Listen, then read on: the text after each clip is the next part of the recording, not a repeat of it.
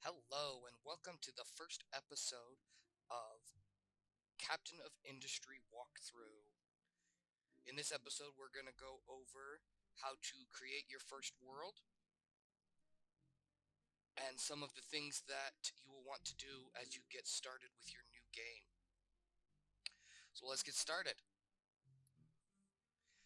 For those of you who are new, my name is Frontrunner, and I will be your guide through this new game that came out in June of 2022. So we're going to start off with the New Haven map, as that is the easiest one to start with and the one I recommend if you are new to the game.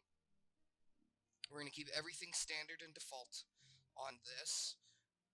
You can change things based on how you would like to play the game. So we're going to just start here, and we're going to go over here to the game difficulty. We're going to start on Sailor, because that's what's designed for new players. So as you can see, things are set up with a slight increase than base for the Sailor. That's what we're going to start with.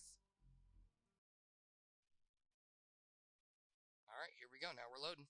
One of the things about this game is that they have their patch notes on the side as the game is loading that you can read over every time.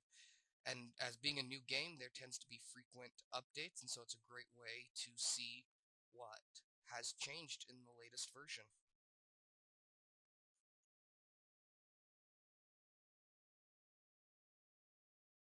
Alright, here we go. Alright, let's read this. Captain, we have just docked. Our ship and the local shipyard will both need major repairs. The abandoned communication station near the dock could be deconstructed and used to smelt iron in a blast furnace, so we can build more vehicles and construct parts. It is essential to build a research lab as soon as possible so we can figure out more blueprints for important things such as farms or a beacon. You can build multiple labs to speed up research. A friendly village can trade with you is nearby. We'll look at the world map in a little bit here. Trading can be a lifesaver if you run into a shortage of critical products, so you should research and build a trading dock as soon as possible. I can concur with all of those, having played this for a little while. The trading with nearby islands and things is a huge thing and has saved my bacon on several occasions. Alright, let's go around and take a look at the island here. So we've got our ship and our small shipyard. A bunch of our trucks. You start out with these trucks, and throughout the game we'll upgrade them into bigger and more efficient trucks. We start out just little pickup trucks. The reason they've got nothing on there is so that it can adapt from either carrying loose material, solid material, or fluids. And this is the tree harvester that we'll get around to here in a second. This is your, over here we got our little village. This is what we start off with our citizens on the island, and that is where we can control our workers. You'll need workers for every industry that you start building, and so you'll definitely be needing to upgrade and maintain this village and make it grow larger and larger. Alright, let's take a look at some of our resources over here. So when you press the L key on your keyboard, you'll get this overlay of the layers. So here, this is groundwater.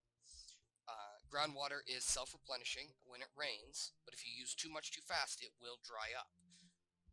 Here we have coal in the black, as you can see here. Along the coast here, we have limestone.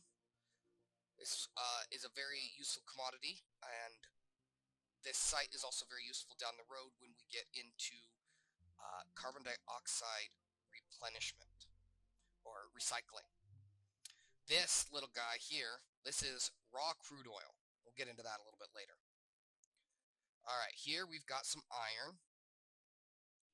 And these little markers on top of this. So this means that iron, with nothing on top here, that iron is completely accessible and ready to dig. This means that there's a little bit of topsoil or top materials, be rock, gravel, whatever, on the top there. Some more water, some more limestone.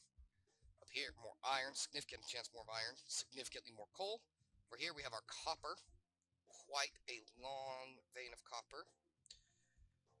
A little more water, and we have gold with sand over here and here. And then there's some sand here and all along here.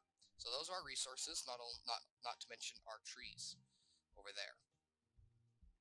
So that's what we have so far on our map. All right, let's get started. So let's start by, as the instructions said, let's build an iron refinery. So we're going to start with buildings. Oh, so we have our research lab. So you can see here, research lab costs 23 level 1 construction parts, and we have 750 level 1 construction parts in storage right now. So we'll want to get started with the research lab so that we can build the iron mine. And I recommend putting this somewhere. It may seem a little odd right now, but I recommend putting this somewhere a little bit off the side and out of the way, so that in the future, when you level this up, there are resources you have to supply to it, and if you make room for the storage now, you don't have to demolish this and rebuild the higher levels later. Oopsie. Alright, let's get that placed down over here, kind of out of the way. Right there. Now what'll happen is we'll start to see these trucks move. There you go, you see 2 of them peeled off. They're going to come over here to the dock. They're going to grab, as you can see, they grabbed 23 of the 750 that we had in storage, and now they're driving off to that research plant.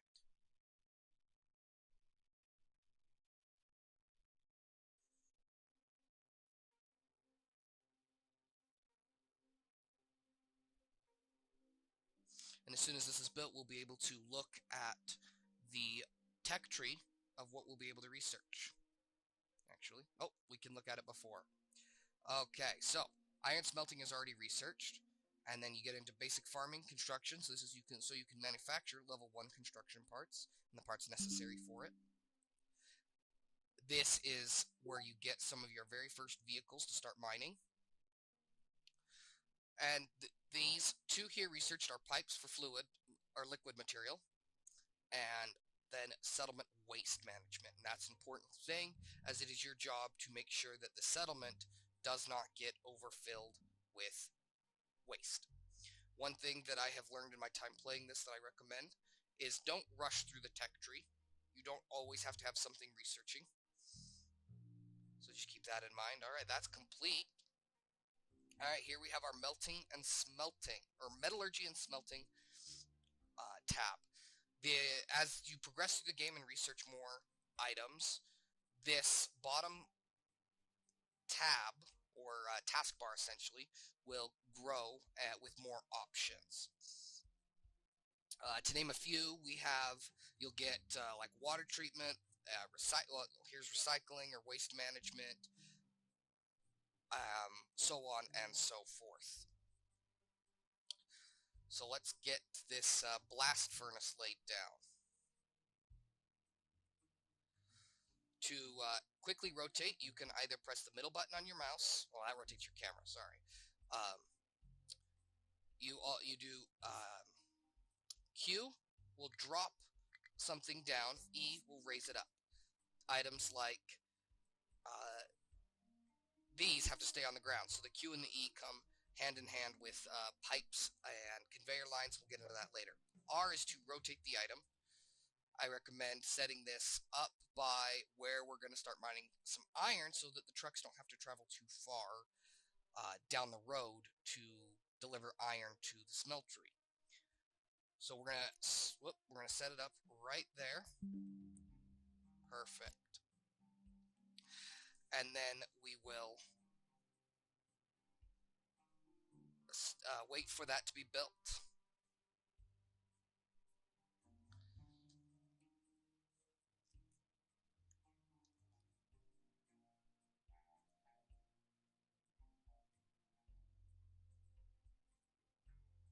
So while the trucks run to that, we're going to take a look over here at our little settlement.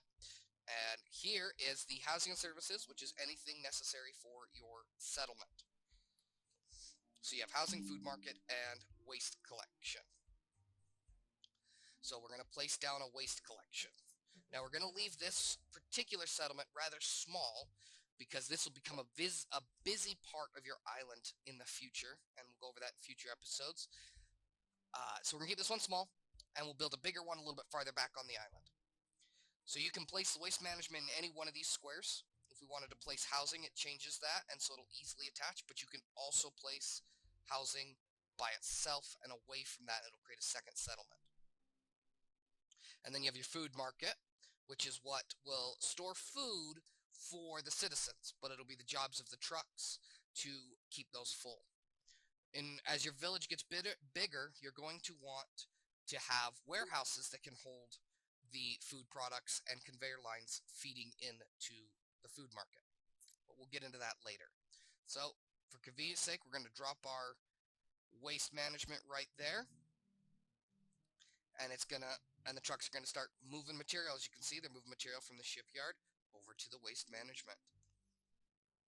All right, so our research lab is ready. Congratulations for the first research lab, Captain. You should research and build farms before our food supply runs out. Make sure you build them soon enough, as it takes time to grow more food. If you run out of workers, make sure to bring people to your island by building a beacon. Refugees who find us via beacon will also bring valuable resources with them. Also, keep an eye on the supply of construction parts and build an assembly building to produce them. If you need to speed up research, you can build more research labs, but don't forget that running them costs unity. Unity is naturally generated in settlements when people are well and happy, but can decrease when their needs are not met. You can visit the settlement to see the details. So, unity.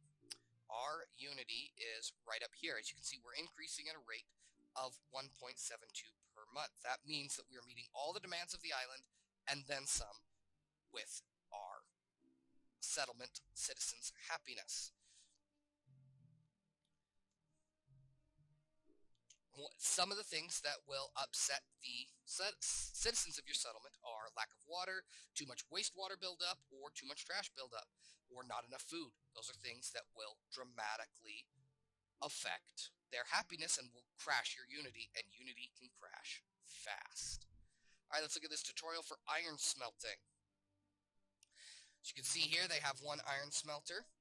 They have a coal maker, which we're going to build here in just a second, that will turn tree wood into coal. And as we've not yet researched mining, we need the coal to get that started because we cannot excavate coal yet. So we're going to start tearing. So a temporary solution is to use the metal scraps from an abandoned communication station. Once that is exhausted, you will need to start mining iron ore. However, smelting ore produces slag that needs to be dumped out to the terrain. And we'll go over how you can use that to expand your island. So as this continues, it's fairly simple, and this will give you a basis of how everything in this game works. So let's get started into it. Alright, let's get and build that coal maker we need. Alright, let's line up its exhaust. So you can press F to mirror the item, and then you're... Whoopsie. Try that again. Alright, so F to mirror the item, which I already did. As you can see, the exhaust is on the opposite side that it was when I first clicked on it. And then your coal output. Actually, so we're going to actually hit F one more time. You can see that flipped there. Now we're going to place it down, and the trucks are going to go to work. While they do that, we are going to open up our waste management, and we're going to take the smokestack. Now, the smokestack has one input, and this will allow you to release, currently, exhaust and carbon dioxide. As you research more industries, that will increase with what it allows you to release. All right, let's build some pipes. We open up the transport. We have our pipe here. Now, this is level 1 pipe. So we're going to build this pipe here to there. When you get the double plugs, that means you have a good connection from the building to the smokestack. And you click to build it. But you can also combine pipes. So we're going to take this, and we're going to create a junction there. That junction will allow both exhaust from the coal maker and the iron smeltery to go up the smokestack, and that helps us to not have to build 2 smokestacks. Alrighty, now you can either click Tree Harvest Destination down here on the tab. Looks like a tree falling over, or you can press the H key. That opens it up, and your cursor changes into a little saw blade. And you will select an area, and it will harvest the trees in that area, like so. And you can right-click to get out of it. Now, one of the things you have to do, though, is you have to click on your tree harvester, and you have to assign it at least a couple vehicles. Until we build some more, we're going to start with just one truck. That truck will meet all the needs of the tree harvester, and if the tree harvester is idle, the truck will be idle. So it's something you want to keep in mind for the future.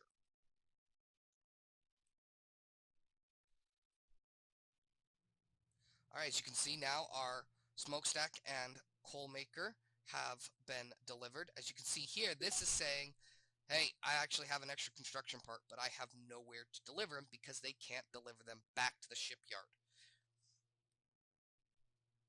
But the next time we build something, it will reach where we're trying to get to. So it looks like there's a truck coming in with that. Oh, yes. Okay, so now we click on here. Now when there's one recipe, it will usually automatically just select the one recipe. So this will take 20 wood units, and it will, and over 40 seconds, it will create 4 pieces of coal and 16 exhaust. Now exhaust is of course bad for the environment, and that is one thing that will upset your citizens, so that's something you have to maintain. Later on in the game, we'll be able to recycle that exhaust and turn it into carbon dioxide and cleanly recycle that. Now down here is your boost option. The boost will allow you to spend an extra 25 or 0.25 unity per month to double the efficiency. This is something when you are in a crunch time and you don't have enough resources to build in this example, a second coal maker, but you need the coal to be created faster, you would select that. And as you can see here, we have a surplus of 1.72 per month, which means we would have enough to not cause a negative effect on the overall unity status. As you can see here, it's missing an input because it has yet to receive coal. But as the tree harvester loads up the truck with coal, or with wood, it will then deliver it here with coal. Here you have your truck import, truck export options. Auto means that it will come there when it needs to. On means it will definitely show up if it's possible. So we'll just read these descriptions. So on means the truck will be allowed to deliver cargo here if possible. Trucks, and then for auto, trucks will be allowed to deliver product, but once the product is successfully received via conveyor pipe, trucks will no longer be allowed to deliver it. If the conveyor pipe gets disconnected afterward, truck deliveries get restored. So it's kind of like a failsafe. So on means that they will deliver to it no matter what. Auto means they will deliver to it as long as there's not a conveyor line feeding it. And then off, of course, turns off delivery. And the same is for export. Alright, now, because we don't have conveyor lines yet, the trucks are going to pick up the coal from here, and they will deliver it over to the blast furnace. As you can see here, we have iron scrap and coal will result in molten iron and exhaust, and we already have that exhaust piped out. So let's look here at some of these tutorials that have popped up. Alright, so we have logistics. So logistics, this allows you to cut, copy, and paste items. You'll also be able to use the pause tool. The pause tool used to be just turned on by default. And so you'd have to go and unpause your construction projects to get the trucks to service them. Now they've switched it around. But the pause tool allows for you to pause buildings that are in production. So if you're running out of water and you've got a building that is producing material that you don't need at the moment, then you would want to pause it, and it will stop using that, in that case, that water, and then allow your natural resources to replenish. Now you have planning mode. Planning mode allows you to design industries, be it warehouse placement or piping for larger blast furnace production of iron or copper, which we'll get into copper later on.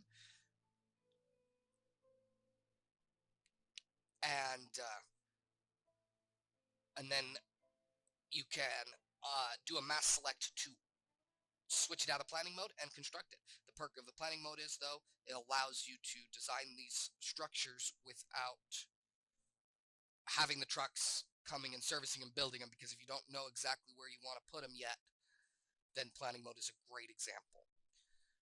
So then you have your copy, which just like on a regular Windows and Control V, but without the control in this case, and your Unity tool. So if you want to quick build something or quick demolish something, you press U, which is what this is showing as a quick demolish, and it will allow you to select the entire thing, and it will quickly build it without the trucks servicing your building. It also is a way you can boost a building if you want to select a lot of buildings to boost them instead of having the instead of going and selecting each one by itself. Alright, so that was the tools. Now we're into the logistics. So, the logistics here, this is showing you the level 1 pipe that is, or the level 1 conveyor that is unlocked after a little bit of research. Also talks about here your trucks in use. So over here, currently our trucks are stable. This will change based on the workload our trucks have. So stable is where we always want to be. We'll sometimes filter into busy, but it can get up to extremely busy, and you're going to want, things are going to start moving slower. So you're going to want to definitely build conveyor lines to help relieve the workload of the trucks. And then this is showing you an example of the conveyor lines being built, but we will get into those later. Alright, now we're into our trucks and storage. So, this is an example of a loose storage holding coal. And you can see here, you can click on it and you can see. Now, if you want to keep it fairly empty, so like the slag, you don't want that to fill up and stay full, because if that fills up and stays full, and then the conveyor backs up full, the blast furnace will shut down and stop producing. So you want to make sure that you use your red bar to tell the trucks to keep some of it empty at all times. And the same is it goes the same for when you're trying to store product. So you want to have a minimum of iron ore. So if that dips below that, that tells the trucks to start delivering you more iron ore.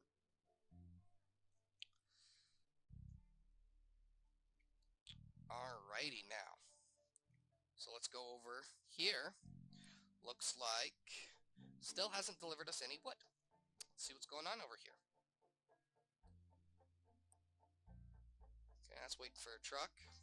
So one of the things we can do here is we can actually click on that truck and it will center us over it.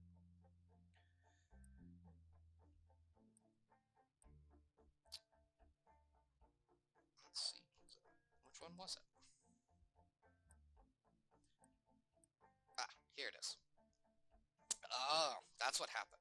So the harvester inadvertently got assigned the one that still has material, and it's just sitting there waiting. So what we're going to do, because it's just one, and we're going to be building a lot more very soon, we're just going to instantly remove it from the truck, which will actually send it to any available storage or back to the shipyard. This is the only way to get material into the shipyard.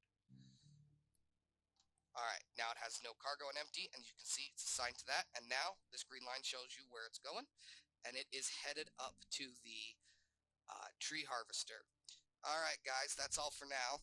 In the next episode, we'll get into the smelting of iron and producing it into iron bars, and we'll dive more into research, but that's all for now. This has been Frontrunner giving you episode 1 on Captain of Industry. As always, remember to like and subscribe if you enjoy my content. Have a good day.